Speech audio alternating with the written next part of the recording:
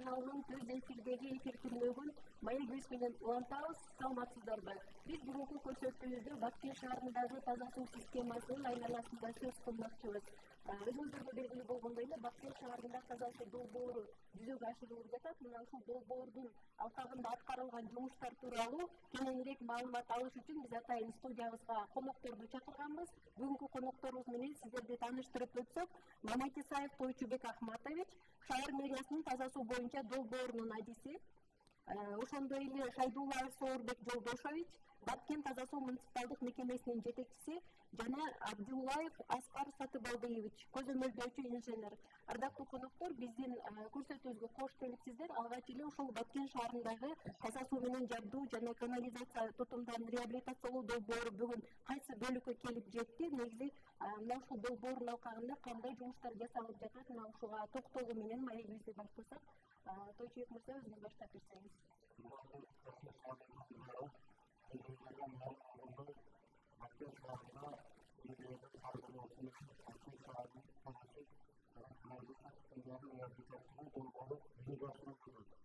Bu dolborun başlangıcı 2015 yılı hükümetinin Avrupa Birliği Rekonstrüksiyon Bank'ın üstünde temsil çizgilerinin başlamağı. Son nesline fırsat dolborda kansul dolborun şikayetçisi Atay'ın zararından rekonstrüksiyon kampanyalarından alındırıp şahsın içindeki gerekli su getirisi dolborda yapılır. Bu cümle denizci yönü Batı Şahı Departmanı Kenetli Siyasatına karanlık müdahale bazı şahada hakikaten doldurulması çeşitleri esnasında biz şahadın prioritetli zonasını kavramı önce şikayet başkan eğitim kurulu başkan bıraktığı zona atı usul elde sistemasını doğrudan bastırıp ortam kalktı Yılmaz'ın şubeli meselesini çeşit maksatlıkta öğrendim. Şimdi yüzünde bir uluslararası Denizli dolborda bitmeden кейін 2018 yılının ayağında kendileri ötmelilerdi. Жұмысы başladı. Özün negizli dolbor boyunca Avrupa Birliği Banklarına 4 yıl kaçırıldı tutuldu. Onun üstüne 2 tane milyon eurosu dayandırıldı. 1,5 milyon eurosu kirlettirildi. Satılanlıklar çizgide satılanlıklarında günümüzde 3 kampanyası verildi. Birincisi bu Таза су sisteminin teşebbüsünü anlatan satılanı. İkincisi Müslüman Sınavın imaratı var dedi. Yönetimde bağlantısı imaratının karşılığı tanımlattı. İkincisi su sisteması donatmalarının iktidarın realitasyon oldu. 3 kampanya çizildi. Bu azıcık mevzinde birinci kampanya Таза су sisteması aracılarla sürekli canlıkta dolayısıyla sahiplik satılanı topluluk bütün Kırmızı 229 euro bank teknikte transaksiyon bir atılası çıkması sayılandı. İkinci kampanya boyunca Таза су sisteminin imarat sorunlarından budağın 2019 yıl başları hazır Таза су sisteminin son işlemesi onu kadro işletiyorlar ve özgür catılanlarında ve Таза су sisteminin koyduğu yıldız sınırı kontrol işletiyor olmalıdır. Yani kampanya boyunca sizlerin okullarında birinci sınıfına özellikle zonanı canlı sistemasını tutamıyor. Bu noktada sarıta sonrasında doğru geçiyor. 25 kilometre arasında Türkiye'de rabita su kalmadı.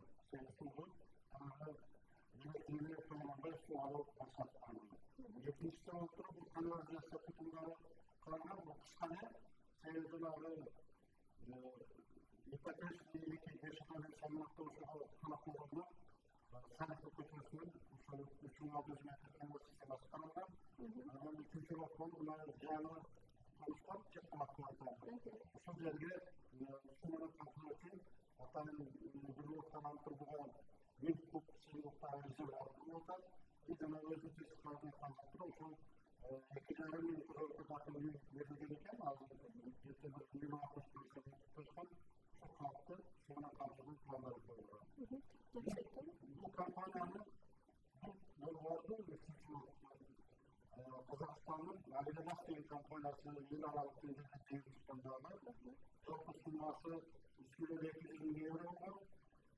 Бул кошумча экономия бурушууларынын үлүшү 77 кошумча контракт түзүлүп, азыр жалпы суммасы 3.600.000 евро тегерегинде жумуш аткарат. Бул күндө аткарылган жумуштардын мөлчөрү 2,5 миллион евро болушту. 80% бюджетинде калды.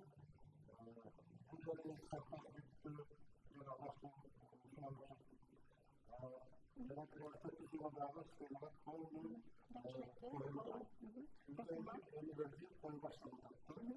башка ошол эле учурда мына Баткен таза суу ишканасында атайын 1-2 баскычтар сиздерге байланыштуу болуп уже каражаттар алып берилди буга чейин деп атат.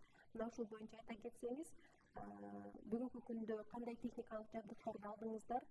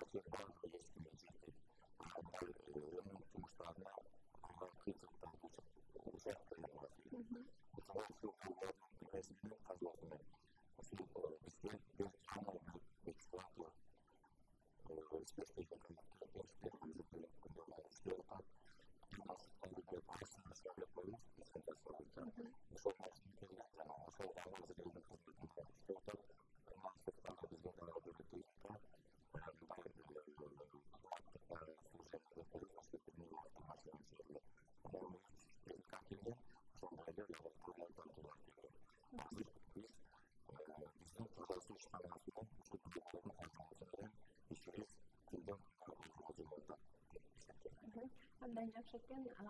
Ошол эле учурда мына Аскар Сатыбалдиев сиз айтсаңыз, бүгүнкү күндө долбоор деген учурда эле ошол долбоордун алкагында жасалып аткан жумуштардын сапаты көпчүлүктү кызыктырат экен да. Мына ошол келип жаткан каражаттарбы, техникаларбы, айтор жалпы эле аткарылып аткан жумуштун сапатыны сиздер кантип көзөмөлдөп жатасыздар?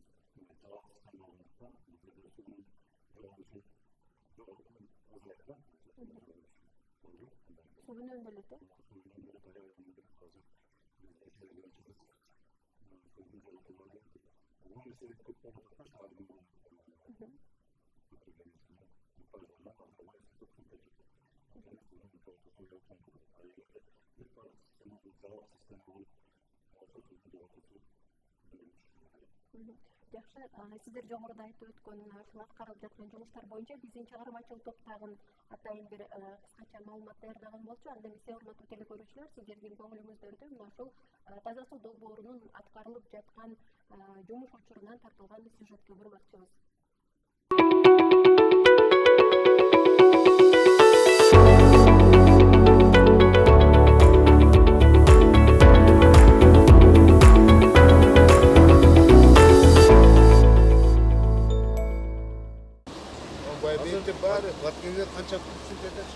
Баткен шаарына башкы суу алуучу жай Сары Таш участкасын толук реабилитациялоо жумуштары аткарылууда. Сары Таш суу тундуруучу жайды реабилитациялоо үчүн 100 000 евро каралган. Бул объект таза суу кампасынын Сары Таш участкасына чейин 25 километр аралыкты түзөт. Учурда габион дамба үчүн суу тосмолору бетондон жана суу алуучу жайдын бетине таштарды жаткыруу жумуштары жүргүзүлүп, учурда курулуш иштери аяктоодо.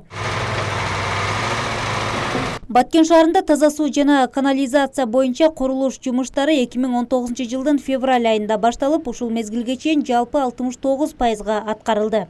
Ал эми саркынды суу кетүүчү түтүктөр долбоор боюнча 3600 метр аралыкка тартылды. Учурда Муктар Нургазиев көчөсүндө таза суу түтүктөрүн орнотуу иштери кызуу жүрүп жатат. Таза суу түтүктөрүнүн жалпы узундугу 39,5 чакырым болсо, учурда 32,7 чакырым аралыкка тартылган. Ал эми үйлөргө киргизилүүчү суу түтүктөрү жалпы орнотулушу 50 чакырымга жакын болсо, 15 чакырымдан ашуун аралыкка орнотулду. Мындан сырткары Чет булак участкасында 1000 метр куб суу кампасынын курулушу жүрүп жатат. Жакынкы күндөрү суу насосторун казуу жумуштары башталат. Бүгүнкү күндө аталган жерден суу кампасына чейинки аралыкка 2600 метр суу түтүгү тартылган. 1000 кубтук резервуар болсо, Баткен шаарынын Чет булак кварталында 2500 кожолукка таза суу берилет. Анан бул проекттин негизинде азыр ушу резервуар, анан 3 километр водоводдор кирген. Анан калганын биз азыр жергиликтүү бюджеттен үйлөргө ввод кылып беребиз деп пландаштырганбыз. Долбоорду сапаттуу иш жүзүнө ашыруу үчүн Баткен шаардык мэриясы тарабынан дайыма көзөмөлдө турат. Жума сайын 2 рет бардык тараптардын катышуусу менен техникалык кеңешме өткөрүлөт. Долбоор иштеринен кызыкчылыктары бар бардык тараптардын катышуусу менен Баткен таза суу муниципалдык ишканасынын жетекчилиги жана АИМ Техас компаниясынын кеңешчилери техникалык иштерге айкын көзөмөлдөөсү жана кызыкчылыктары бар тараптардын арасында түшүндүрүү маалымат кампаниясын жүргүзүүсү менен аткарылууда.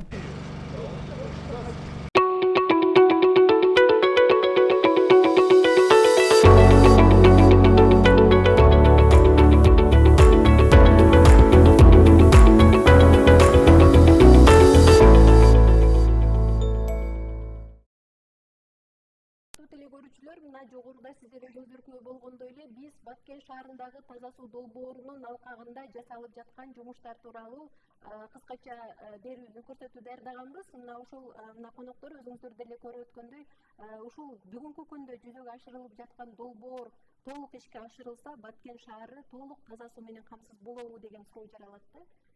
Кимиңиздер жооп бересиздер?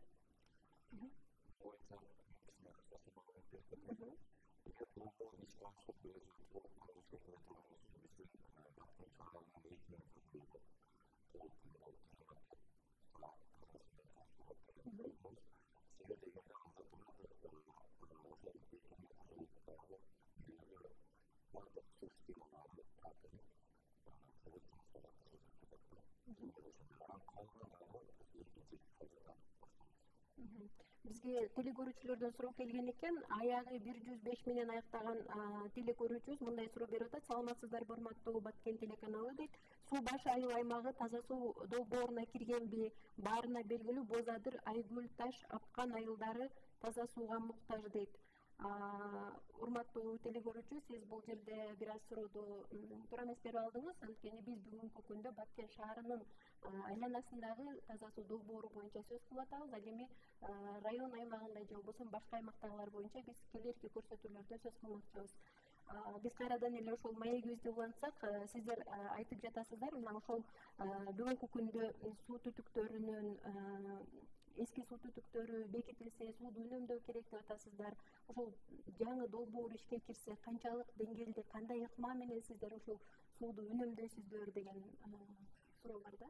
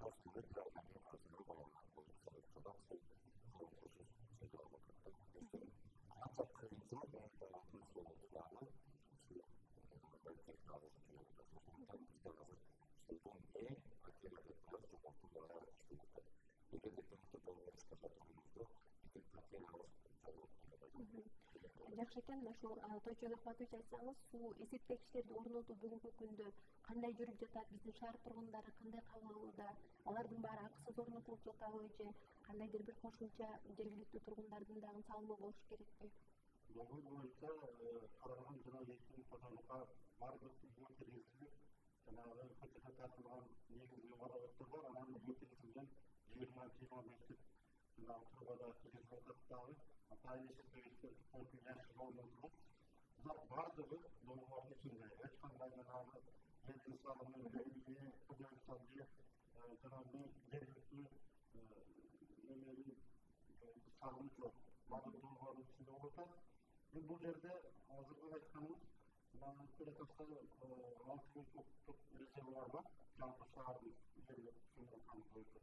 Ошол жерден жана приоритеттүү жылына келечектеги шаардын толук экинчи фазада камтылып турган эсеби менен суу тартылды. 355 мм диаметрдеги труба тартылды дагы. Бул жанагы базар башынын центрине тартылды. Бул келечекте экинчи фазага менен негизги водовод кереги жок. Ошондон алынып туруп экинчи фазага уланып кетебейт. Азыр шаардын 30%-тен толук 24 саат камтылып атат. Келечекте экинчи фаза башталса, шаардын калганы канализация тутумдары толук менен урнатылат деген үмүттөбүз. Ошол экинчи бөлүк кайсы убакыттарга пландалган, качан башталат? Экинчи бөлүктө азыр Баткен шаары мэриясы толук жанагы элдерге жанагы өкмөтүнө кат менен кайрылган. Ал мына биринчи фазанын жумуштары бүтүп, банктын өкүлдөрү келип туруп көрөт. Эгер долбоордун аткарылышына биз айткан максатта орундалган болсо, экинчи фаза жетекчилерди 2022 жылдан башталып башталыш керек. Өзүнчө долбоор боюнча 2022 жылга президенттин өзүнүн да көзөмөлдүк мамлекетинде экинчи фазаны беребиз деп мен ойлойм. Экинчи фазада азыркы 4 миллион каралган болсо, экинчи фазада 14 миллион каралган. Себеби канализация системасы жана тазалоочу жайлары жаңыдан курулат да. Шаардын ортосунда камтылган. Ошол коомчулукта бүгүнкү күндө орнотулуп жаткан суу эсептегичтердин сапаты боюнча ар түрдүү пикирлер айтылып жатат да. Аскар Сатыбалдиевич, сиздер ошол суу эсептегичтердин сапатын да көзөмөлдөп атасыздарбы? Аны токтотуп коюп же болбосо баягы бат бузулуу дагы мүмкүн деген ар кандай эми калк экенде ар кандай жормолдор айтылып атат да. Сиздер ошону кантип көзөмөлдөп атасыздар?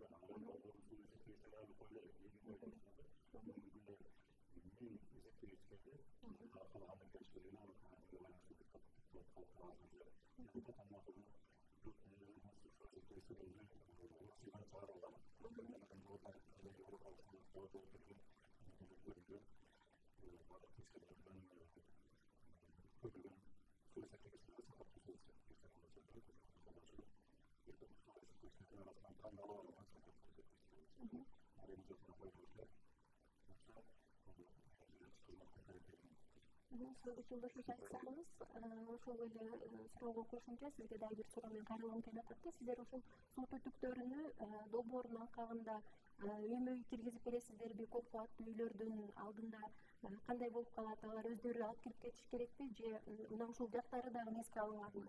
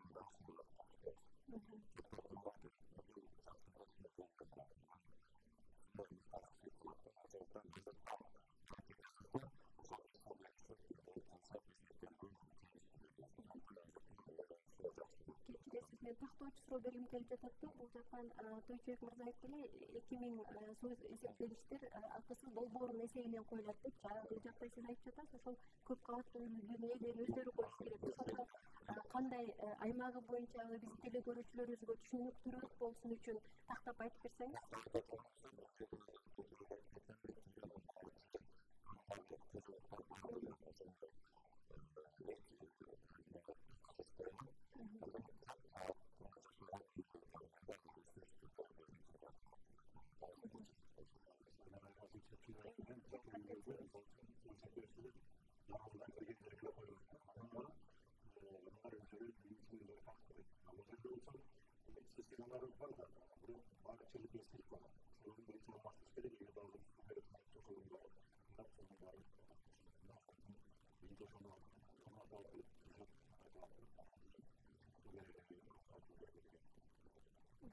Бүгүнкү күндө массалык маалымат каражаттарында же болбосо интернет барактарында көп айтылып атат да, ошол шаардагы таза суу долбоорун ишке ашырууда шаардын көчөлөрүндөгү бир канча асфальттарды бузулду, бирок кайра калыбына келтирүү иштери боло элек деген пикир айтылып атат да. Бул качан, ким тарабынан кайра калыбына келтирилеби же мына ушул бойдон эле калабы?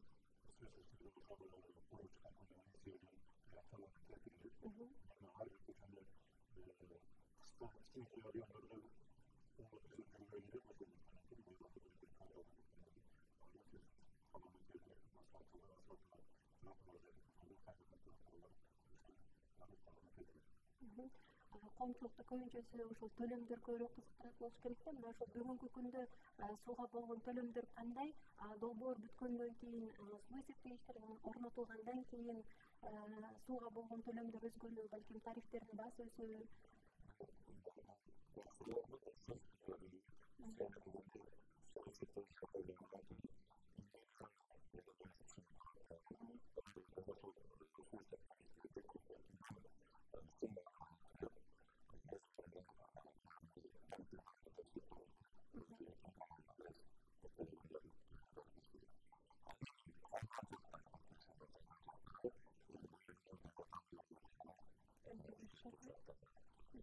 Ошондо бүгүнкү күндө кандай төлөмдөр?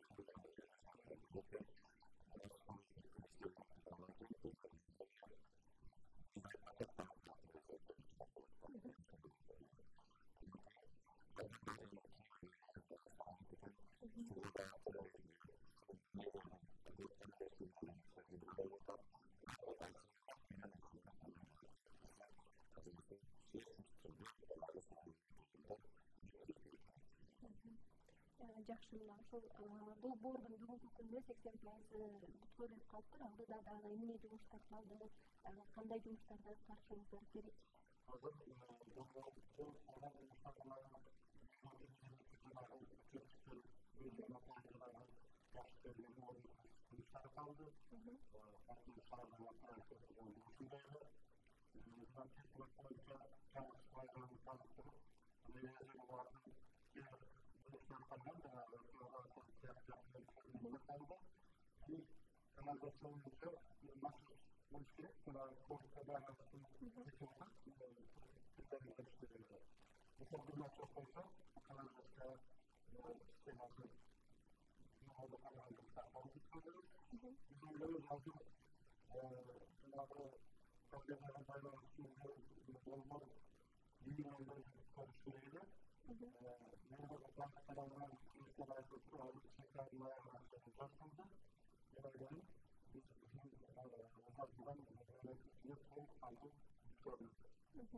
биздин социалдык баракчалар аркылуу бизге келип түшкөн суроолорго токтоло кетсек, таза суу келгенини көрбөдүм дейт. Каерде чыгат экен, биз сууну ташып ичебиз дейт. Дагы бир телекөрүүчүбүз кайрылып атат. Булар кайсы жерде иштейт экен таза суу деп кантип кайрылсак да жасап бербейт дейт. Таза суу маселесин чечкен боюнча кайрылат окшойт.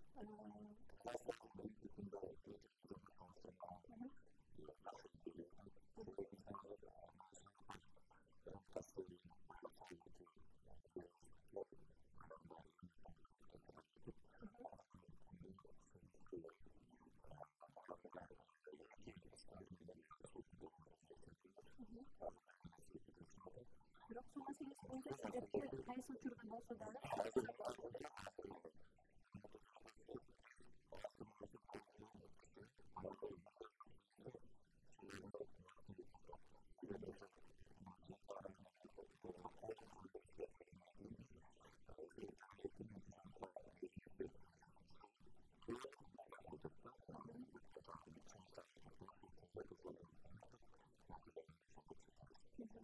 абдан жакшы экен. Бизге бөлүнгөн убакыт соңуна чыгып калды. Андыктан биз бул теманы сөзсүз түрдө дагы бир жолу долбоордун бүткөрүлүшү менен сөзсүз кайрылабыз деген ойдобуз. Атайын убакыт бөлүп биздин көрсөтүүбүзгө келип катышып бергендигиңиз үчүн ыраазычылык билдиребиз. Урматтуу телекөрүүчүлөр, ушу менен биздин көрсөтүүгө бөлүнгөн убакыт соңуна келип жетти. Биз бүгүнкү көрсөтүүбүздө Баткен шаарындагы таза суу долбоорунун аткарылып жаткандыгы тууралуу сөз кылдык. Студияда мен Каныш Ашимова болдум. Кайрадан эфир аркылуу көрүшкөнчө саламатта калыңыздар.